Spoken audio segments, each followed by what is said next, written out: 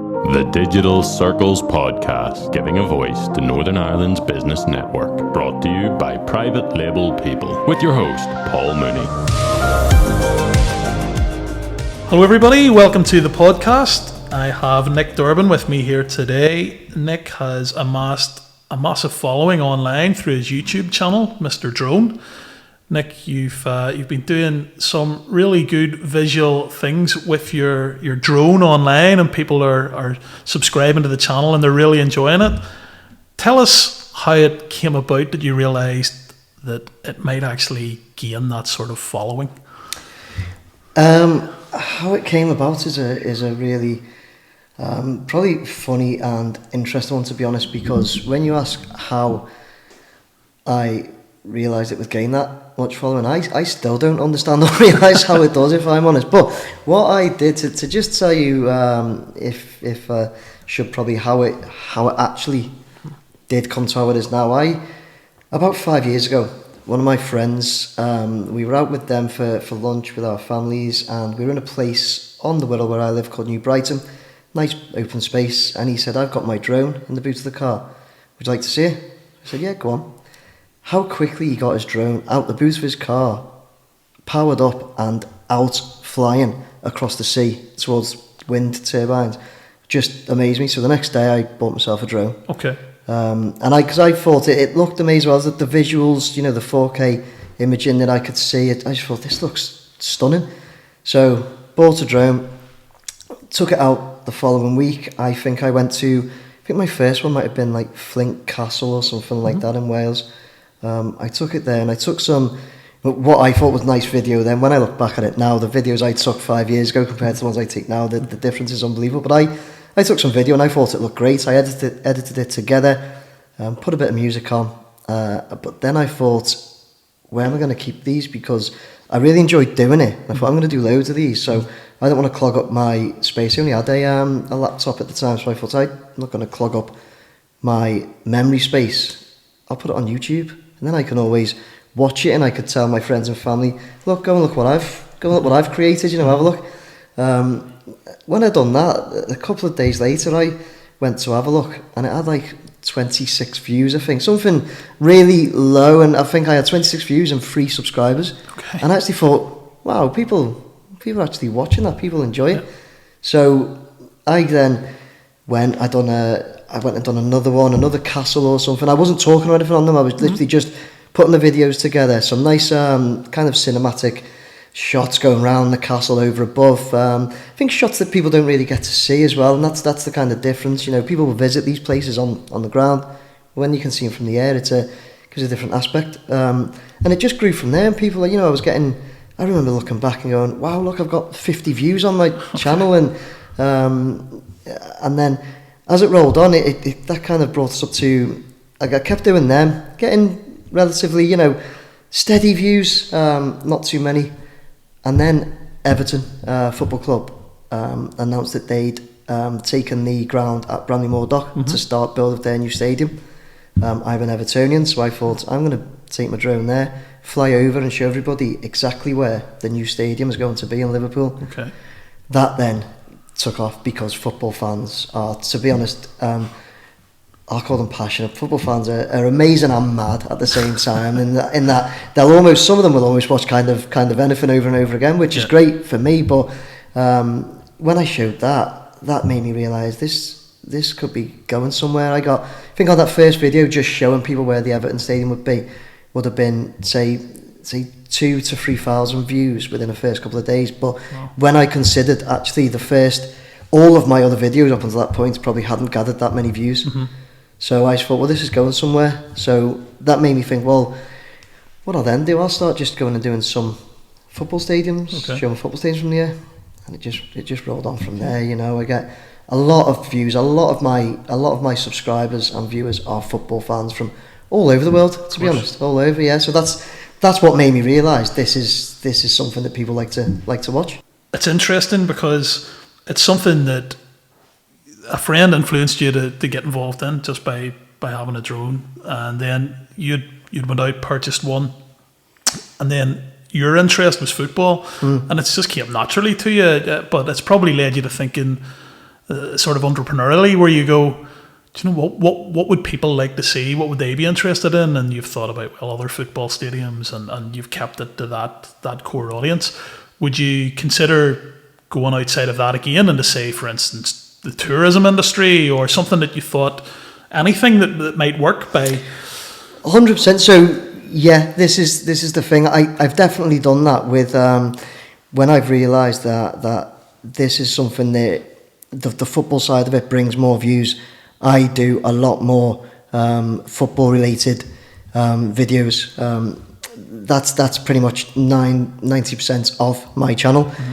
But I have tried a lot of other things. I've done local tours. I've done the Liverpool tunnels. So in Liverpool we've got the Queensway tunnel and the Kingsway tunnel, which connects Liverpool to the Wirral. Okay. There's a tour you can do where you go underneath the tunnels and everything. And I love doing them things as well. All stuff like that is fascinating to me. There's a World War II museum in Liverpool. I've done the tour of that.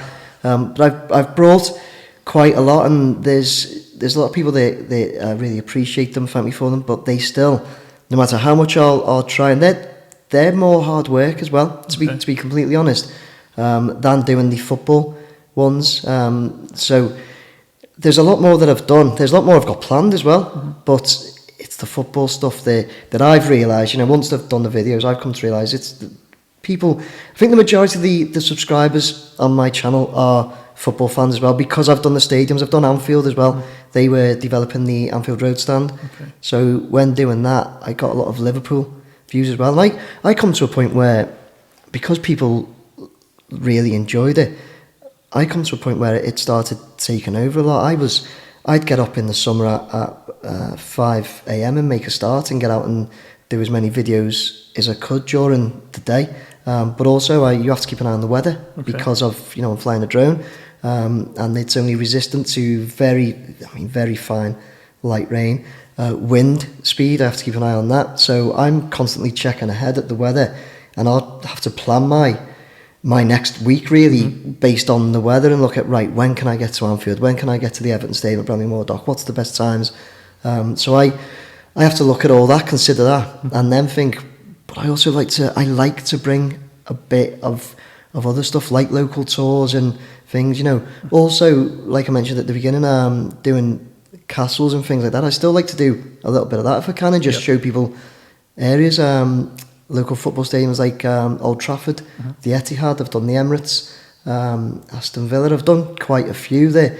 And I just like to go and get up and have a look round and show people, look, this is what these places look like from the air.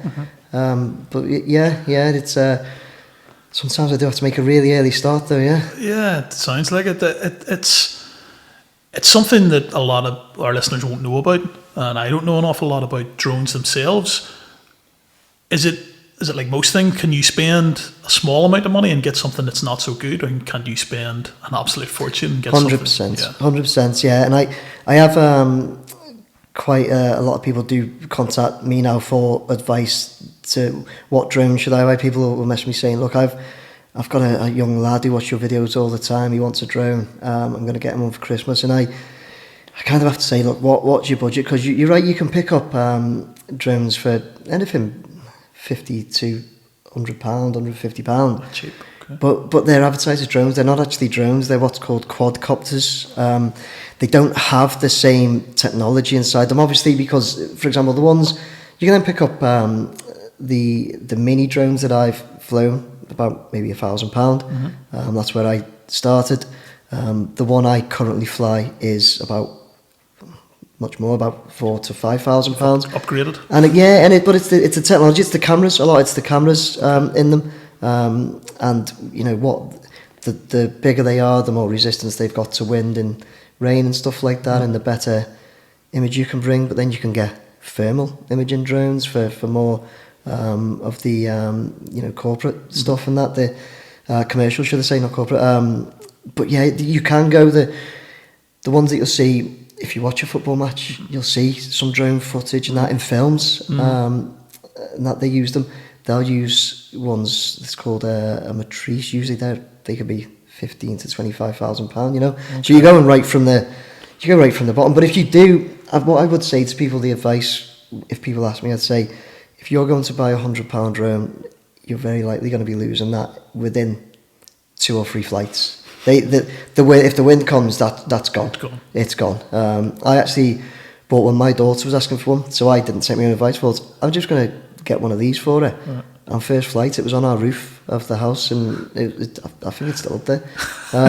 So yeah, you know, you can get them, but you're likely to be wasting your money.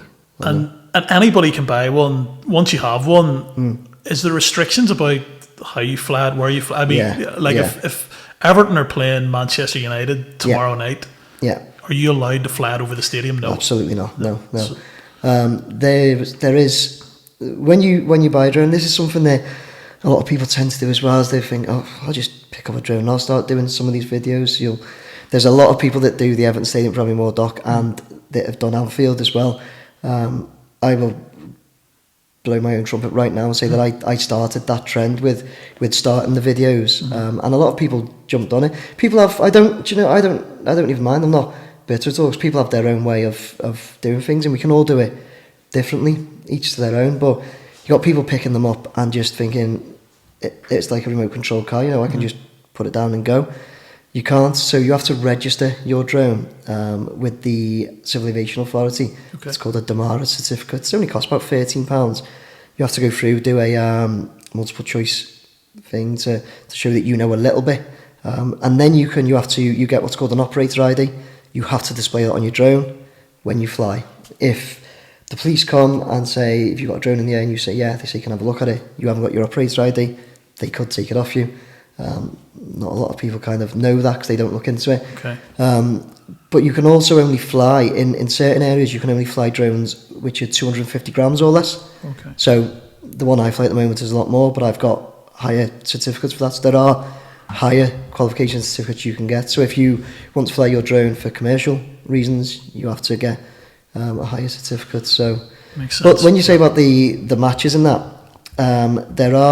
there's also rules and regulations in place. So during a match, there'll be a flight restriction zone that it'll be either, say, BT or Sky Sports using their drone, or the police may have their helicopter or aircraft up.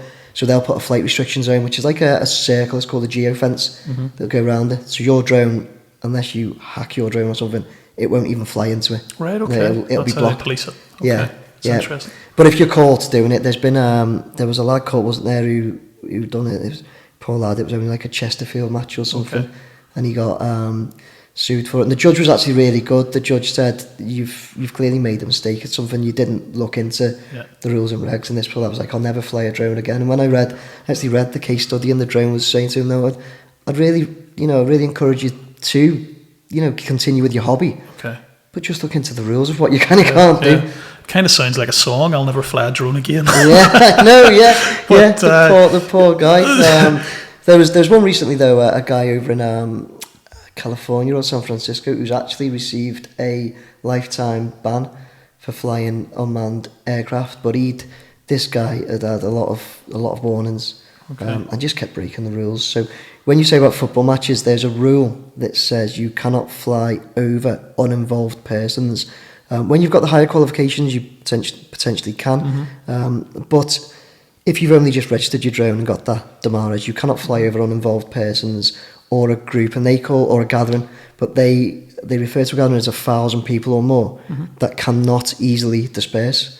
So if you're in a park or on a beach, then people can, if they see something coming out, they can move pretty quickly because there's a big space. But if they're inside a stadium and something's falling out the sky, they can't run away. So that's how you'd say, well, no, I can't fly over a massive group of people like that. Let's face it, we're all winners. For your chance to win fantastic prizes from our rolling monthly competition, just head on over to digitalcircles.click/give or follow the link in the description. I would imagine around airports, airfields, that sort of thing, it's very heavily policed. Absolute no. Yeah. They're the main police stations. Police is fine. Airports is a big no. Prisons is a big no, and military zones are a big no. Those three are the main ones that you don't go near. The airports is obviously the most dangerous, because you could have, even the ones that are only 250 grams, if they were to go through a jet engine or something. You know, people have got really. You could literally bring down a jet with people. You know, imagine. Christ, imagine that. Yeah, and possibly have done it innocently, you know, through maybe having only purchased a drone, maybe not being fully aware of its capabilities. Or, I can imagine people might want to use it over prisons for different reasons. They do. It's a good way to drop things off. They definitely do. Yeah. I haven't been approached for anything like that yet, and I hope I never am. We'll put your details at the bottom of the podcast. Get in touch. In terms of the YouTube channel, it's obviously, you wouldn't have seen that coming in the following that you have, and that's fantastic. And I know now you're known as Mr. Drone, and you've created a company called Mr. Drone. Yes. Have you found a way of monetizing it at all, or is it still just very much a hobby? Or no, so I'm not sure how much you know about YouTube, but once you create a channel, if you have a kind of target to gain 1,000 subscribers and 4,000 hours of footage watched in 12 months. Okay. So the 1,000 subscribers came for me in about 8 to 9 months. It was creeping up until, like, say, I'd done the football stuff, then it took a jump. The 4,000 hours is when you think about that, 4,000 hours watched, that's a lot of video watched, really. Okay. So that took a while. I'm just going to have a quick look here to give you an example. So when I was looking at that, I was thinking, God, this is taking forever. And now, for example, you can always check your analytics. So once you get those two targets, you can then enter in the YouTube program. That's when your channel gets monetized. Okay. But I now I get around 57,000 hours a month watched. So when you think, at one point I was creeping up to the 4,000 hours. I can remember watching it thinking, God, come on, just people keep watching it. I think I even asked my family to just have them on repeat at home. And now I'm getting 57,000 hours of footage watched a month. It's unthinkable, really, to go from the 4 right up to that. You know, it's unbelievable. Yeah, and it's great. But you have those subscribers, but I would imagine you probably have a lot of Everton supporters who are interested in the stadium. Yeah. But you probably have people outside of that too who find construction really interesting, and whenever the stadium is finally completed, you can move on to something else. And I can't see it being something that Everton fans then go, well, I'm not going to watch this anymore, I'm going to unsubscribe. You'll still get people that are interested, so it'll continue on, is what I'm saying. Yeah. And have you ever had anybody from Everton contact you, or from even the construction company, and recognise what you've been doing? Yeah. So I do talk. We've got I've got a contact at Everton that we talk with, because at one point Everton and the company building at Lango Rourke, at one point they did try and stop the drone footage. They have a really big secrecy policy going on with photographs inside the stadium, I think, so the drones wasn't helping.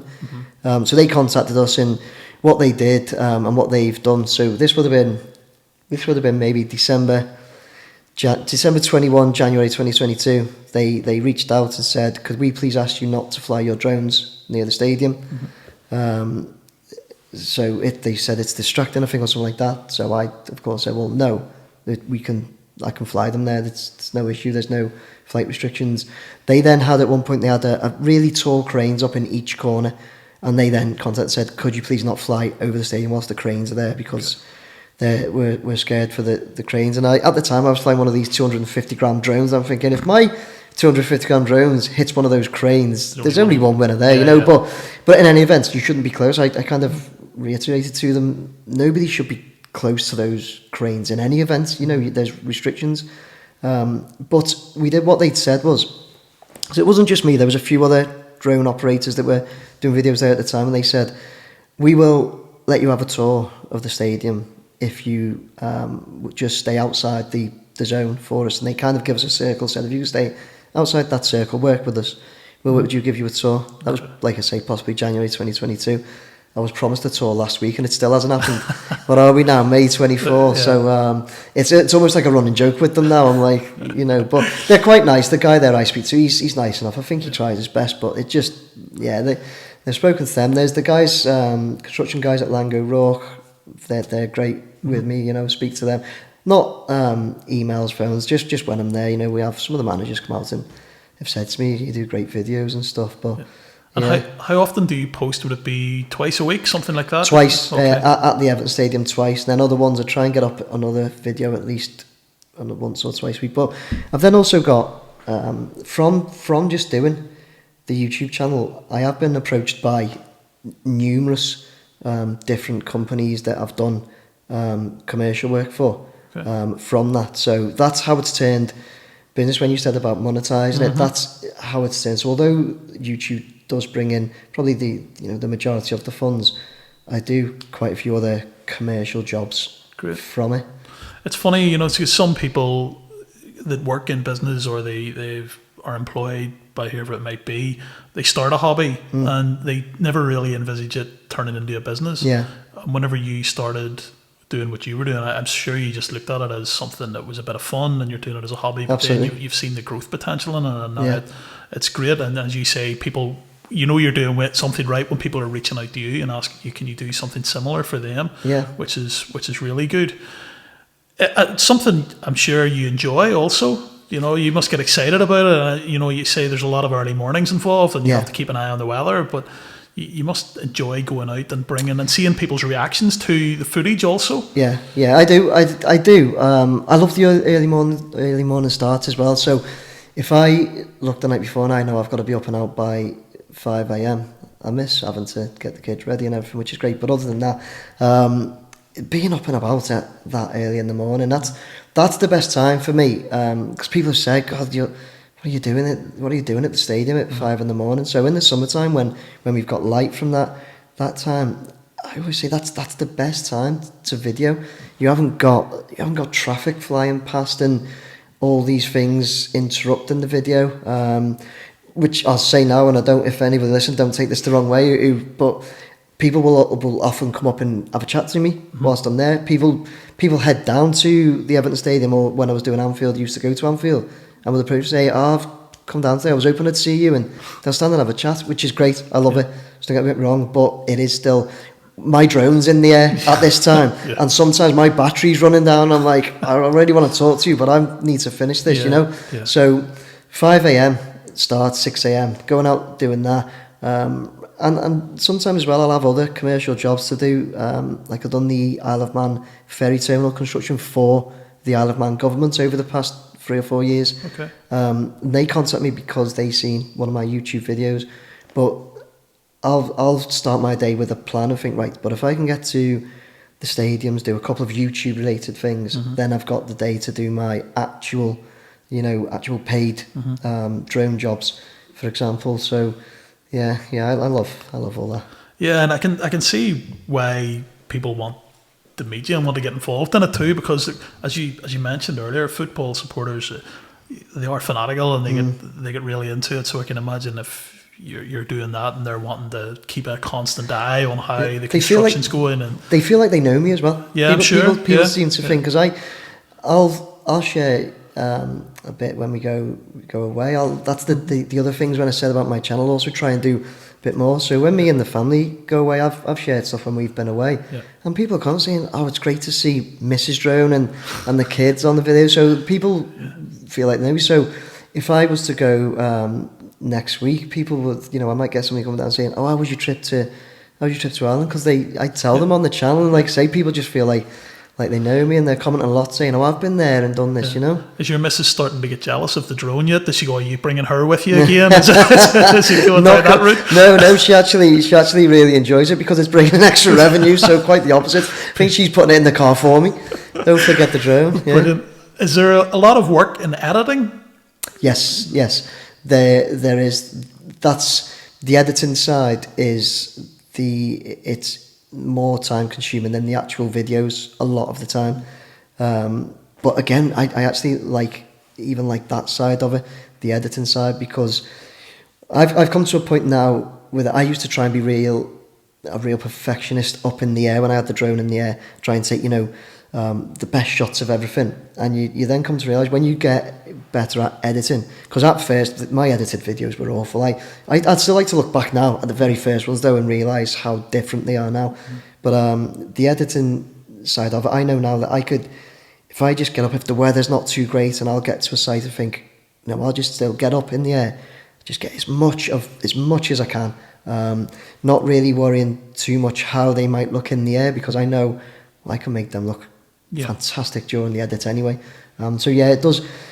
I probably put a bit too much into my editing though. I probably am. I said perfectionist then. I probably am. That's could be a good thing, could be a bad thing sometimes, because I sometimes spend a bit too much time on things. But I think it pays off because, as I said, there's a lot of other people that have picked up drones and do stuff, and I get a hell of a lot of comments from people saying yours are still the best. You know, I watch a lot of other people's, and yours are the best we see. But and it's not. Do you know what? It's not even it's not even picking fault in others, because, like I say, each person's got their own.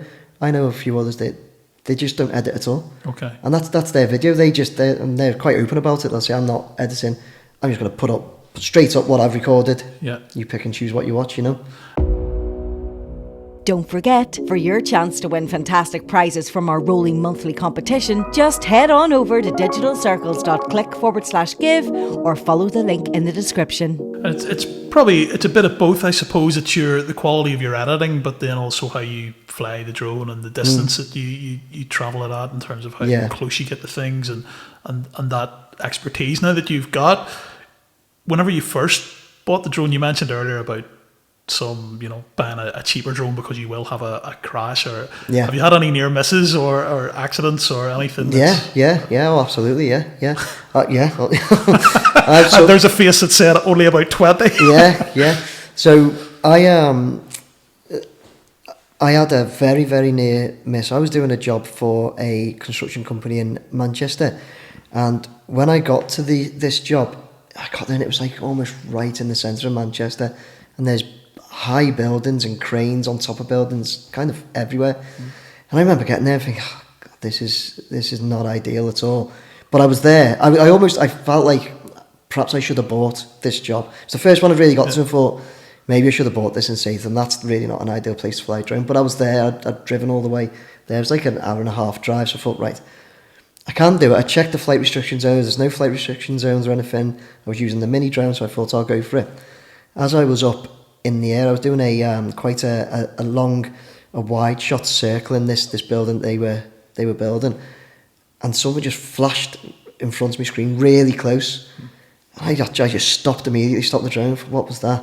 So I moved the drone around, and it was a crane on top of another building that I had literally, I think I must have been half a metre away from it. Okay. And that would have obviously been the drone. Out the sky, yeah. But then I also picked up, there's different style drones. You can get drones called FPV drones, which is first person view. It's like virtual reality things. So to fly these drones, you put goggles on, and it's like you're the camera. You're inside the drone, and you actually have joysticks to control it instead of a pad. So I tried my luck at them, flying them, because they're the videos. You ever seen like promotional videos where you'll see the shots where it might fly through a bowling alley or a restaurant, something. These are the drones that they use. Okay. It's very, very specialist. So I got a bit of motion sickness trying these, but the first one I thought I'll do a lot of practice runs. Went to a local park, was doing a practice run, and I smashed into a tree. And I thought I knew exactly where it was, and I had a tree surgeon come out and everything, climb a tree for me. He didn't find it, paid the guy and everything. And then one of my friends, who's quite really good with his tech, he said, "Have you still got the goggles?" So I said, "Yeah." And he opened them up, got into them, and he managed to access the flight plan, which was all over the place, by the way. I thought my flight was really smooth, and the lines were all over the place. And he located where it was, and it was actually about 200 meters away from where I'd had this poor guy climbing the tree. Yeah, I found it as well. I found it about 5 days later. I actually what I did though, I put a YouTube video together and put it online of me having this guy climb a tree and everything, and then actually finding the thing. But yeah. And when you smash one, is there any way it can be fixed, or is it usually that's it? Believe it or not, that drone still worked. Okay. Yeah. I actually traded it in with the shop. I didn't tell them I crashed the shop, so I won't see who the shop was. Yeah, they do. They're actually so. And this is another reason why the more expensive ones, you get what you pay for, but they are really durable. In fact, I've recently done a video where I picked up 2 of the mini drones secondhand from eBay, and me and another drone operator, we basically put a video together where we were literally smashing them into each other mid-flight down on the beach to see what they could do. And these things smashed into each other about 5 or 6 times before, they were done. One of them still flies. Drone wars. Yeah, it was drone wars. That's what I called it. Yeah. It's really interesting. I find it really interesting. I've never flown one. Actually, where I walk my dog, I have 2 dogs actually, so dogs I should say. I walk them down at the local playing fields, and on a Sunday, for some reason, every Sunday there's like 3 or 4 guys who all meet up to fly. I don't know if they're drones or they're like these little. One of them's definitely like a miniature plane. Yes. And then another guy has like a miniature. It almost looks like a helicopter. Helicopter. Yeah. And then there's drones as well. But they meet there every Sunday, and they're flying them over the playing fields, and they're swooshing around as I'm walking the dog and stuff. Great fun. Yeah. It looks it. But if I was to walk out there now and pick up a drone, what would be the bit of advice you would give me to get it off the ground and to not take it out by the roots? I mean, I would say to anybody, don't fly over water within the first few times of flying it, because you need to get used to your drone. I've seen people lose quite a few drones because they don't trust the drones that you get. I'd always say, so if somebody asked me, I'd say buy a DJI drone because the technology in them is great. If I've got one up in the air, and this has happened before as well, I had one over the Mersey doing a night shoot of Liverpool, and I lost signal. It completely went, so the screen goes black. What happens with the DJI drones is they will, once it loses signal, they will, should, return to where the drone is taken off from. Okay. So if you just go back to your takeoff site and stand there, your drone, once it knows it's only got, say it's 10 minutes away, and it gets down to 12 minutes of battery, it'll start returning and come down. I thought I'd lost my drone at that point, and I was heading back to the car, and then all of a sudden my screen lit up, and there it was. But I would say get used to the drone you've got, because when the time's going down, you've got a timer saying you've got say 40 minutes of battery. If you've flown for 20 minutes and it's saying you've got 20 minutes left, or even says 25, you start heading back, because what you don't, you look at this number, you look at 25 minutes, I'm good, but you need to take into account the burn on the battery. If the wind picks up, then your drone will be fine. You could fly a drone in very strong winds. All it'll do is burn through the battery longer. So if you're then trying to get back to you, and this is a friend standing next to me flying his drone once, this actually happened to him. He's trying to bring his drone back. I brought mine back already because I said that wind's picking up. Mine's back in. His was still about 1,000 meters away, and his controls flashing to him out saying return to home quick. Okay. So then he's trying to bring it back, and it's fighting the wind, so that battery life is going down quicker. The drone's not getting that much closer to us, and ultimately the drone went in the sea. So I just say anybody starting, just do quite a lot of practices and get used to your drone. Get used to it before you just go up and think, right, I'm going to go up across the lake, take some lovely shots and bring it back in. It might not work like that. Yeah, I actually know a guy that bought one and lifted it out the boot of a car. He had phoned another fella I know to go down and watch him fly this drone, and he lifted it out the boot of the car. I think it was probably the first time he had flown it, and it was literally in the air for about 40 seconds, and he smashed it into a tree. That was it, which I'm sure is quite embarrassing. I can imagine there's probably a few people out there that have bought maybe their son or their daughter one for a present and have been quite frustrated. It's been always look up as well is the one thing. People will get to site. I go, right, what do I need to do? I need to check the weather. Is it raining? Have a look around. Any high buildings, this, that, the other. Sometimes people don't realise there's a lamppost above them. I've seen it happen.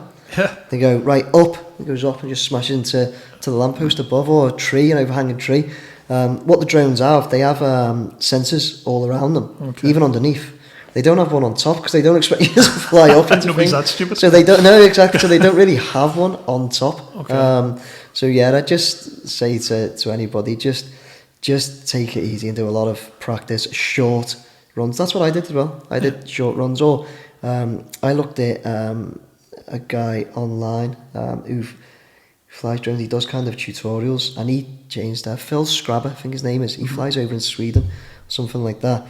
But he just says about doing really like slow movements with your thumbstick. So after I watched a few of his, that changed my flying a lot. Okay. To just, the nicer the movements, the better the visuals for people. Sure. And have they evolved massively from whenever you first bought your Drones? Yeah. Yes, yeah, I think so, yeah.